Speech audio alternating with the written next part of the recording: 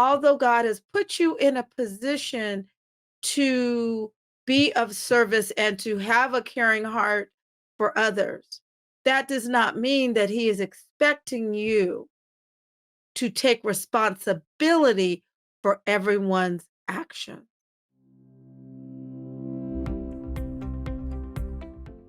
Welcome to another episode of the Overwhelmed to Resilient podcast. It's episode number 24. And in today's episode, we are talking about divorcing yourself from the outcome and reclaiming your peace. Have you ever found yourself so stressed out? Your head is just pounding with worry, concern, what's going to happen. Maybe it's a major project you've been working on at work. Maybe it's a promotion you're worried about, or maybe you have a hard discussion you have to have with a coworker or someone you're supervising. Maybe it's a challenge at home. Have you had those times where it seems like everything is going on? Maybe your kids are having some struggles, or maybe you're worried about something they're working on, and you just wish that you could almost move people and fix the situation in the way that you seem fit. And it can create a feeling of frustration and tension because if I had my crystal ball, right? Do you find yourself saying that? If I just had a crystal ball so that I could see what is going to happen, then I could deal with it. And again, you find yourself tossing and turning. Or have you just ever had a situation where you don't know what's going on? You just know that your chest feels tight or your stomach feels tight and you're just, it's stress. Now, I'm not talking about if you have a medical condition, because I am the first one that's going to tell you you want to go get checked out by your physician or another healthcare provider. But I'm talking about those situations that you've ever felt where you just are a ball of nerves. You know, I've had those situations where I just have this feeling almost of impending doom. I'm just being honest. It's impending doom because you know what can happen if the situation goes left, and you also know what can happen in the positive if it goes this way. But the reality is you cannot control the situation. It's as if you've done your part, you've acted your role in the play or the story or the movie, but now it basically rests on the other participants, the other actors to do their part. It can be so difficult and again, so stressful and add to just a feeling of just overwhelmment as you continue to try to function. But yet you're stuck because you just can't move forward. So I want to talk to you today, focusing on what Paul said in Philippians 4:11. He talks about that he had learned in the midst of all the tribulation he was going through, that he had learned to be content in whatever season, whatever situation he found himself. And the way I take that is that Paul had learned to create a mindset of peace, a space of peace, no matter what was going on around him. And I encourage you that this is important to our everyday lives. It's important for your everyday life because we can only control what we do and what we think. And it's important to divorce yourself from the outcome. Often, we women who wear all the hats and we are carrying the weight of the world on our shoulders, we feel responsible for everybody. You're trying to ease life or create happiness or relieve the burden of others. You're just wired like that. I am too. We are wired to make life easier for those who we love, those at work, but especially those in our family and close friend circle. And this is especially played out with our children, is that you want them to avoid the pitfalls that you've gone through. But as we go on in life, we have to realize that everyone has a journey.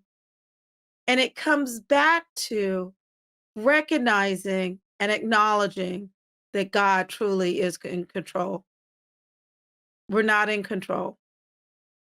And that is what can make it so hard because as a woman, wired with a big heart, wired to care, wired to be of service, we don't want to see other people have a rough time at the expense, often, of our own health and our own peace and our own joy. Yet, when we're able to step back and get still, you often hear me talk about one of my favorite scriptures, Psalm 46:10, is to be still. When we can create a space to get still, then we can recognize that truly God is the only one in control. He at times will whisper and give us some insights, but it's very imperative that we live as much as we can. While we can't control what happens in life, often we cannot.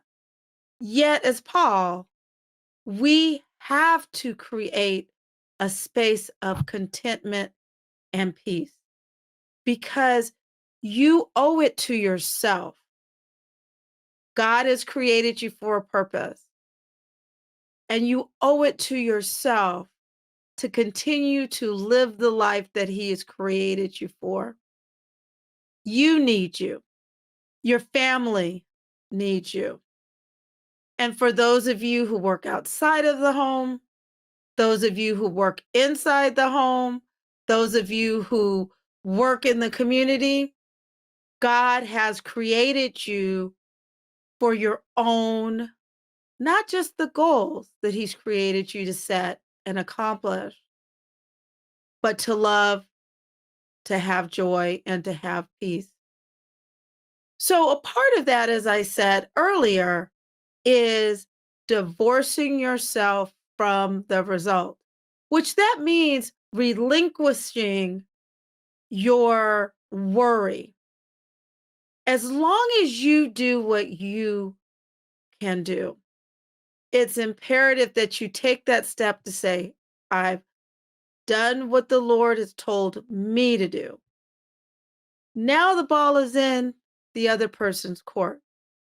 I am going to admit to you, it's not easy, but once you do that, it creates freedom, spiritual freedom, emotional freedom, and it allows your body not to take on all the burden of that stress.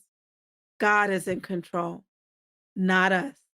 And that's not a bad thing because if we were allowed to be left to move everyone around like a chess piece, and I don't know about you, I've had my situations. I've tried to maneuver people because I could just see so clearly if they just did this, all the puzzle pieces would come together. But as you know, it doesn't always work that way, nor should it. It is important to allow each person to show up, and we take responsibility on how we show up, and to remember that our worth, your value is not tied to the success of others. It's hard. And as I said, when it comes to our children, understandably, they are a reflection of us, like we were a reflection of those who we hold dear, be it a parent, surrogate parent, or a mentor. Yet it is important that you're able to say, for example, all right, I'm going to put all the cards on the table. This is what's going on, be it at work. You're advising someone, or you have a project to do. Do the best you can. It's normal to feel a little stressed about it and worry, but yet you have to put it in God's hands and leave it with Him. You have to divorce your sense of worth, your value, your esteem, your self esteem from what is going to happen because God has your back. No matter what happens, He has your back. People are going to disappoint you. People are not going to do what you exactly want them to do. People may, let's be honest, because of their own issues, they may do just the opposite, or they may even tell you they're going to do one thing, but, pushed in a corner, they say or do something else. Yet God is still God and He still has your back. You have to be prayerful and say, Lord, what is it that you have for me to do? Because you have a lot on your plate. You're trying to show up for everybody in your life. And with that being said, it is important that you don't blur the lines, that although God has put you in a position to be of service and to have a caring heart for others, that does not mean that He is expecting you to take responsibility for everyone's actions. And that's what I mean by saying you have to divorce yourself from the outcome that results from the actions of other people. You have to take responsibility for the only person whose actions you can is yourself. After you've done everything that you can do, you do your part, you give your advice, you do your task, you do what you need to do for the team, and then you have to leave it at His feet, at God's feet, and know that if it works out in the positive, then celebrate. If it doesn't work out that way, it's nothing wrong to be disappointed. But know, as long as you have let God guide you, the Holy Spirit whisper to you, as long as you know you've done everything that you can do, know that God is in control and He knows what He's doing. And you can have a sense of peace that no matter what's going on around you, that as long as you stay plugged into God and using Him through His Son, Jesus Christ, as your compass, as your GPS, as your true north, that even when life hits its speed bumps, it doesn't mean that it's you. It doesn't mean that it's your fault. And when you think about divorcing yourself from the outcome, we're really also bringing in the issue of you have to show some compassion for yourself. The same way that you do for everyone else, The same way you're so easy to forgive and you keep going back for more for those that you care for, you have to also give yourself some compassion. Show yourself some compassion. You got this. I love you. I pray for you. Keep on hanging in there. Know that you got this. If this episode has been helpful to you, please like. And if you haven't already, please subscribe.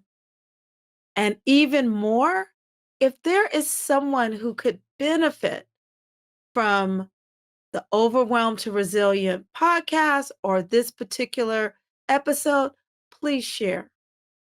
And I look forward to seeing you again next week here at the Overwhelmed to Resilient podcast.